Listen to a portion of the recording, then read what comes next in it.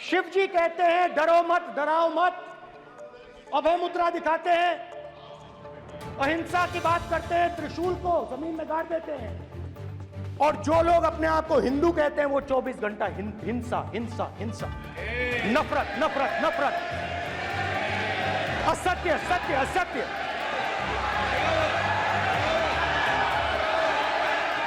राहुल गांधी ने लोकसभा में विपक्ष के नेता के तौर पर अपना पहला भाषण कल दिया।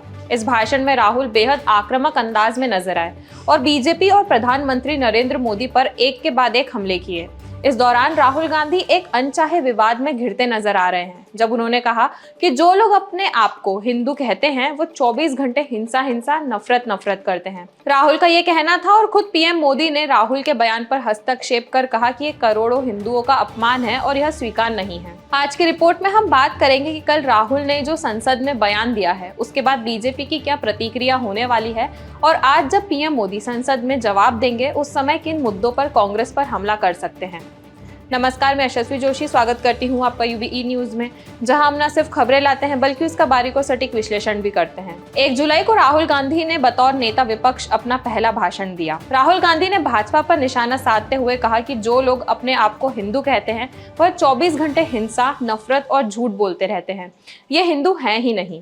और जो लोग अपने आप को हिंदू कहते हैं वो 24 घंटा हिंसा हिंसा हिंसा, नफरत नफरत नफरत, असत्य सत्य असत्य।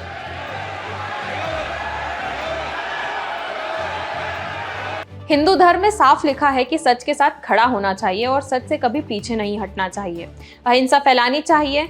राहुल की इस बात पर पीएम मोदी ने आपत्ति जताई तो राहुल ने कहा कि मैंने भाजपा को हिंसक कहा है।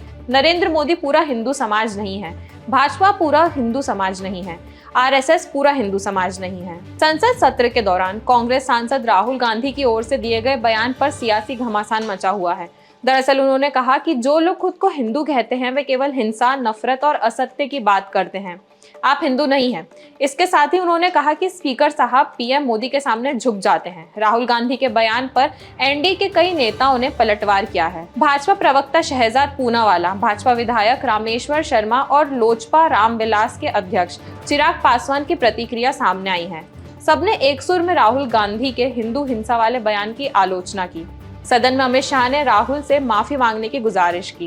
कांग्रेस नेता राहुल गांधी द्वारा संसद में हिंदुओं के संबंध में दिए गए बयान को लेकर सियासी बवाल मचा है।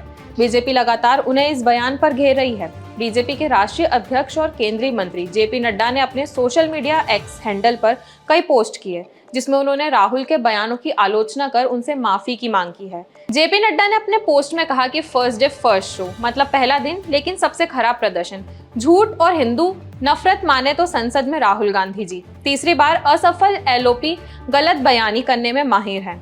उनके आज के भाषण से पता चलता है कि ना तो उन्हें 2024 का जनादेश समझ में आया है और ना ही उनमें कोई विनम्रता है। केंद्रीय मंत्री अश्विनी वैष्णव ने राष्ट्रपति के अभिभाषण पर धन्यवाद प्रस्ताव पर चर्चा के दौरान सोमवार को विपक्ष के नेता राहुल गांधी द्वारा दिए गए भाषण की कड़ी आलोचना करते हुए कहा कि राहुल गांधी ने संसद में संपूर्ण हिंदू समाज को हिंसक और असत्यवादी बताकर हिंदू समाज का घोर अपमान किया है। केंद्रीय मंत्री अश्विनी वैष्णव, केंद्रीय मंत्री किरेन रिजिजू और भाजपा के राष्ट्रीय प्रवक्ता सुधांशु त्रिवेदी ने सोमवार को संयुक्त प्रेस कॉन्फ्रेंस को संबोधित करते हुए राहुल गांधी के भाषण की निंदा की। केंद्रीय मंत्री अश्विनी वैष्णव ने कहा कि कांग्रेस पार्टी का चरित्र देश की संवैधानिक व्यवस्थाओं को कमजोर करने का रहा है।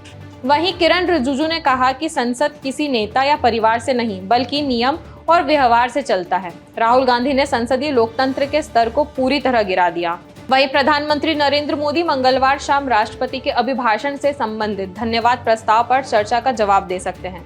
लोकसभा में 16 घंटे की चर्चा सोमवार सुबह शुरू हुई, जो देर रात तक चली। सूत्रों के मुताबिक चर्चा मंगलवार शाम को पूरी होने की संभावना है, जिसके बाद पीएम मोदी जवाब देंगे।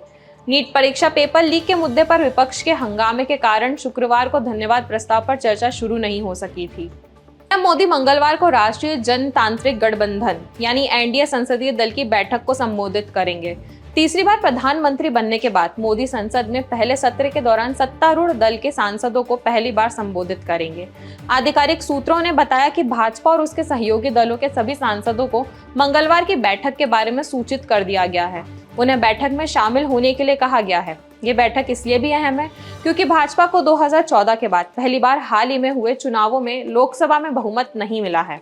सरकार चलाने के लिए पार्टी अपने सहयोगियों पर निर्भर है।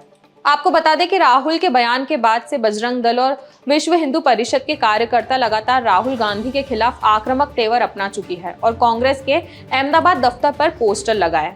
लगता नहीं है कि ये मुद्दा जल्दी थमने वाला है क्योंकि बीजेपी इस मुद्दे को पूरी तरह से राहुल के खिलाफ इस्तेमाल करने का मूड बना चुकी है।